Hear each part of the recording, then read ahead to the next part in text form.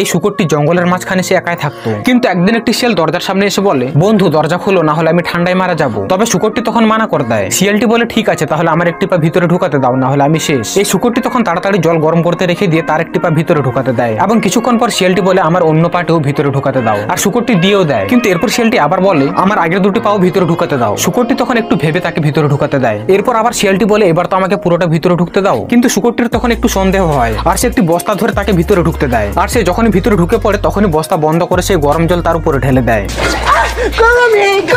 কিন্তু এরপর যখন শিয়ালটি বস্তা থেকে বের হয় তখন সে দেখে শুকরটি গাছে উঠে পড়েছে। আর সেটা দেখে সে দৌড়ে গিয়ে তার বন্ধুদেরকে ডেকে নিয়ে আসে। এরপর তার একটা উপায় বের করে একের উপরে এক চড়ে টাওয়ার বানাতে শুরু করে। কিন্তু সবার নিচে সেই শিয়ালটি ছিল যেটা কিছুক্ষণ আগে এই শুকরটি উচিত শিক্ষা দিয়েছিল। আর তখন এই শুকরটি চিৎকার করে বলে, আরে ওর উপরে কেউ গরম জল ঢেলে দেয়। আর সেটা শোনা মাত্র নিচের শিয়ালটি ভয় পেয়ে পালিয়ে যায়, যার কারণে তাদের টাওয়ারও ভেঙে যায়। আর শুকরটিও তখন গাছ থেকে নিচে পড়ে গিয়ে তার ঘরে চলে যায়।